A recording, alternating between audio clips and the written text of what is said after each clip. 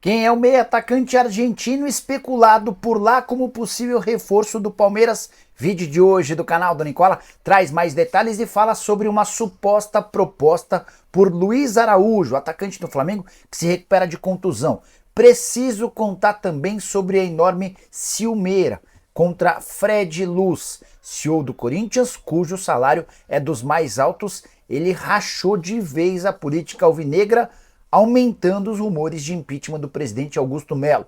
Para completar, preciso falar para vocês sobre mais uma dívida de clube grande do futebol brasileiro com o Cuiabá. O alvo da vez é o Galo. Vou falar também sobre as últimas no mercado, a chance de Roger Guedes pintar no futebol brasileiro em 2025. Tudo o que você precisa saber para ficar super bem informado a partir de agora.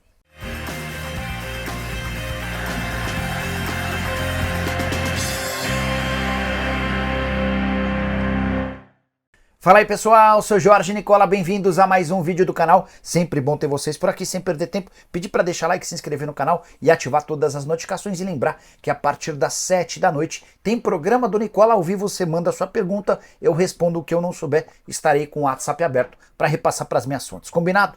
Bora começar o vídeo com aquele tradicional giro de notícias e a primeira informação é triste. Ricardinho, atacante de 22 anos de idade do Remo, foi morto na última segunda-feira em Marituba, região metropolitana de Belém. Ele e um outro amigo estavam assistindo a um jogo quando um carro preto passou. Alguém saiu desse carro fuzilando. Os dois morreram, além de uma terceira pessoa que nada tinha a ver com a história. A polícia está investigando o caso. Bora falar também sobre Riquelme, atacante, Alan Meia e Robson zagueiro, atletas da base do Palmeiras que foram convocados por Dorival Júnior para compor e completar o treino da seleção brasileira nesta terça-feira lá na academia de futebol. Você sabe, a seleção brasileira está treinando no CT do Palmeiras. Quero contar também que Rodrigo Caetano, diretor de seleções da CBF, decidiu despistar sobre as negociações com o Atlético Mineiro. Cheguei a contar para vocês que o Rodrigo Caetano deu esperanças aos dirigentes atleticanos de que pode se tornar o CEO do futebol no fim da temporada atual. Em entrevista à imprensa, ele afirmou, abre aspas, não tem nenhum tipo de negociação e nem poderia, porque eu tenho compromisso com a CBF até 2026, fecha aspas, continuo fazendo valer aquilo que eu contei para vocês. Existem sim tratativas e o Galo vai ter de esperar até o fim da participação da seleção brasileira em jogos das eliminatórias nesse ano. Tem 2 partidas nos próximos dias, mais 2 na data FIFA de novembro, para que o Rodrigo Caetano tome a sua decisão. Para completar o giro de notícias, queria falar sobre Joaquim, ex-zagueiro do Santos, que vai muito bem, obrigado, com a camisa do Tigres do México. Desde que se tornou titular, são 7 jogos pelo Campeonato Nacional, com apenas 5 gols sofridos. O Tigres tem a melhor defesa da competição. Quero falar agora sobre o Cuiabá e mais uma dívida de um clube grande para com o Dourado. Já havia contado para vocês sobre o problema envolvendo Corinthians e Ranieri. Cuiabá precisou ir à Câmara Nacional de Resolução de Disputas para cobrar a quitação dos pagamentos. Agora o caso envolve Daverson e o Atlético Mineiro. O Galo havia comprado o Daverson por 4,5 milhões de reais. Pagou a primeira parcela de 500 mil, mas a segunda, também de 500 mil, venceu em setembro, para ser mais específico, em 15 de setembro. Cuiabá deu 2 dias para que o Galo pagasse. Como não houve o pagamento, ele notificou o Atlético Mineiro para um pagamento de no máximo um prazo de 20 dias. Também não rolou essa quitação e o Cuiabá decidiu levar o caso para a Câmara Nacional de Resolução e Disputas. O contrato de venda previa que, se houvesse atraso no pagamento de uma das parcelas, o Galo precisaria quitar todas as demais à vista. Dessa maneira, com juros e correção monetária, o Atlético passa a dever de forma imediata 4,55 milhões ao Cuiabá pela compra do centroavante, que recentemente foi absolutamente decisivo, garantindo a classificação do Atlético Mineiro para as semifinais da Libertadores da América. Hora de falar sobre Roger Guedes, o nome dos sonhos de 10 entre 10 torcedores do Corinthians virou alvo do Grêmio para a próxima temporada.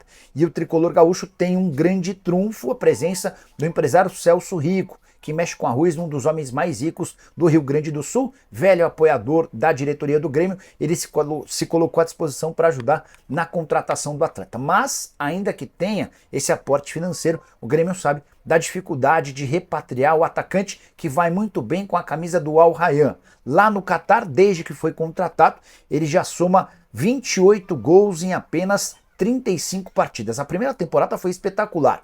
26 jogos, 23 gols e mais 5 assistências. Na atual temporada, 9 jogos, 5 gols e 1 assistência. Contrato até 2027, salário de 5 milhões de reais por mês. E nenhuma intenção do Al Rayyan em negociá-lo. Tô para dizer que a chance desse negócio acontecer é praticamente zero. E se de alguma maneira o Corinthians perceber que o Grêmio tem chance de avançar nessa negociação, certamente o Timão será avisado pelo Paulo Pitombeira e pode, a partir daí, pintar uma repatriação. Mas imagino que isso só vai acontecer mais para frente, para janeiro, dificilmente, até porque o futebol do brasileiro lá no Catar vai extremamente bem. Hora de falar sobre o Corinthians com informação exclusiva. Quero contar que um dos motivos da enorme ciumeira que gente da oposição e até o presidente do Conselho Deliberativo, Romeu Tuma Júnior, tem contra o CEO do Corinthians, o Fred Luz, diz respeito ao seu salário. Consegui apurar que o Fred, que se tornou CEO do clube, e a Álvares e Marçal, empresa da qual ele é sócio e que foi contratada para ajudar no processo de profissionalização do Corinthians, Fred e Álvares e Marçal custam ao Corinthians R$800 mil por mês. A informação é de que o Fred ganha 300 mil mensais, os outros 500 mil são pagos para empresas. Importante contar também que gente da oposição assegura que o Fred teve direito a um pagamento de luva de mais ou menos R$1 milhão ao assinar o contrato. Antes de gravar esse vídeo, conversei com gente da atual diretoria que não confirmou nem desmentiu as informações. De qualquer forma, há um barulho muito grande pela presença de alguém que chega para profissionalizar o clube, para fazer bem ao clube. E o Fred tem ótimos serviços prestados. Também antes de gravar o vídeo eu conversei com o Eduardo Bandeira de Mello, ex-presidente do Flamengo, grande responsável pela transformação do Flamengo no clube mais saudável da América do Sul. O Bandeira teve lá atrás, assim que assumiu o Flamengo, o Fred Luz como braço direito. Eu até perguntei, Bandeira, o que você pode me contar sobre o Fred Luz? Palavras do ex-presidente do Flamengo, abre aspas, o Fred é super competente e excelente figura humana. Tem tudo para fazer um ótimo trabalho, mas a situação do Corinthians é delicadíssima. A solução é de longo prazo. Ele vai precisar de muito respaldo da alta administração e de paciência da torcida, fecha aspas. Por que a presença do Fred tem causado tanto incômodo? O principal motivo, ele e a Álvares Marçal pretendem profissionalizar todos os sistemas e movimentos do clube. Com a profissionalização, vários conselheiros que ocupavam cargos vão perder esse espaço. E há uma revolta muito grande. O Romeu Tuma Júnior, que é o presidente do conselho, inclusive mudou de lado. Ele parecia defender o presidente Augusto Melo, inclusive naquele processo de impeachment. A partir da chegada do Fred Luz, a coisa mudou radicalmente e já há quem garanta que o Augusto corre o risco de sofrer o impeachment, ou de pelo menos esse impeachment ser votado já no mês de novembro dentro do Conselho Deliberativo.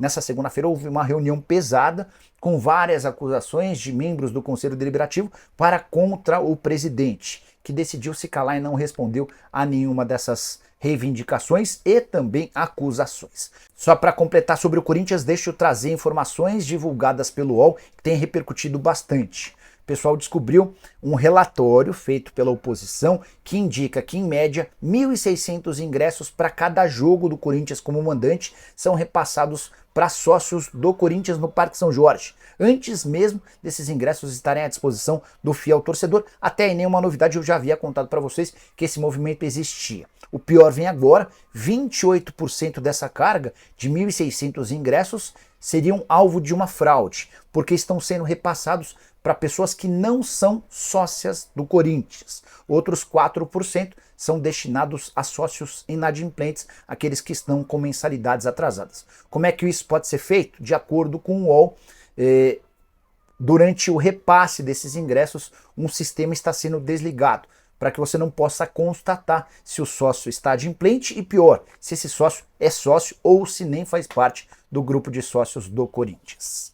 Bora falar agora sobre uma panela argentina que vai muito bem, obrigado, no Brasil.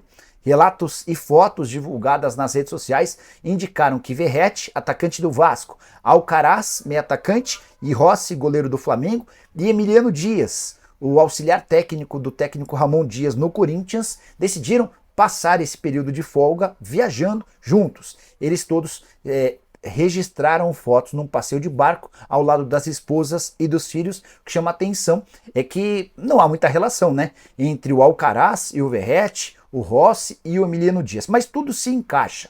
O Emiliano trabalhou com o Verratti nos tempos de Vasco. O Verratti continuou por lá e o Emiliano veio trabalhar no Corinthians ao lado do seu pai, o Ramon Dias. Já o Rossi e o Alcaraz se tornaram companheiros de Flamengo depois que o Alcaraz foi contratado. O Rossi já havia estado no Flamengo já há mais tempo. Importante contar que esse período de folga se deu por conta da data FIFA. Vários clubes deram folga para os seus atletas, até porque a maioria dos times só volta a jogar na semana que vem. Hora de falar sobre a possibilidade de o Palmeiras buscar mais um reforço na Argentina. O portal El Craque Deportivo, lá da Argentina, assegura que o Verdão está de olho em Baltazar Rodrigues, jogador de só 21 anos de idade, que atua como meia e atacante, pertence ao Racing, interessaria. Ninguém do Palmeiras confirma nem desmente a notícia. Atleta cuja multa rescisória é de 20 milhões de euros ou 120 milhões de reais. Na atual temporada, 23 jogos, 2 gols e 3 assistências, não virou titular absoluto. Até por ser muito jovem, ganha minutos, na outra partida não entra, na outra começa como titular, mas não é um jogador absolutamente protagonista dentro do Racing. Talvez seja parte do processo de maturação do atleta, mas ainda não consegue se destacar. Por exemplo, na vitória por 4-1 do Racing contra o Atlético Paranaense, que garantiu o Racing na semifinal da Sul-Americana, será o adversário do Corinthians, o Baltazar Rodrigues nem sequer foi utilizado. Na partida de ida em que o Atlético Paranaense venceu, ele jogou alguns minutos.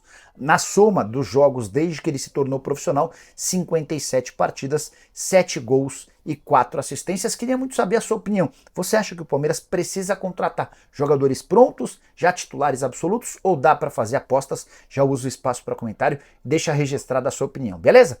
Bora fechar o vídeo para falar sobre uma suposta proposta por Luiz Araújo. O pessoal do Fla Web trouxe a notícia de que o atacante, que se recupera de uma lesão no Flamengo, foi procurado nos últimos dias por um clube do Catar. O nome não foi revelado. Do outro lado da linha, o clube interessado disposto a pagar 2 milhões de reais de salário livres de impostos por mês. Luiz Araújo ganha hoje na casa de 1.300.000 mensais no Flamengo. Se a gente levar em consideração que esse salário é bruto e com os descontos o Luiz Araújo ganharia algo na casa de 1 milhão de reais, dá para dizer que ele dobraria seus vencimentos com a mudança para o Catar. Mas o Flamengo nem precisou ser contatado pelo clube Catar. Antes mesmo de qualquer conversa entre os clubes, o Luiz Araújo já descartou a chance de negociação. O jogador de 28 anos de idade, muito feliz com a participação dele no Flamengo, era titular absoluto até o jogo contra o Vasco, em 15 de setembro, quando se machucou. Vai precisar de mais alguns dias antes de estar recuperado, mas está bastante feliz com a vida no Rio de Janeiro. Já havia jogado bastante tempo fora e não pretende sair. O jogador contratado na temporada passada por 9 milhões de euros, ou 48 milhões de reais, uma das contratações mais caras da história do Fla. Luiz Araújo, que assinou contrato até dezembro de 2027, desde que foi comprado pelo Flamengo, foram 50 jogos, 6 gols e 10 assistências. Qual a importância do Luiz Araújo no elenco do Flamengo? Já uso o espaço para comentário para deixar registrada a sua opinião. Comente sobre o que quiser do vídeo. Só não esquece de deixar like, de se inscrever no canal e de voltar às 7 da noite. Teremos programa do Nicola. Você pergunta, eu respondo. O que eu não souber, estou com o WhatsApp aberto para repassar para as minhas fontes, para deixar você super bem informado. Combinado? Abraço, tchau!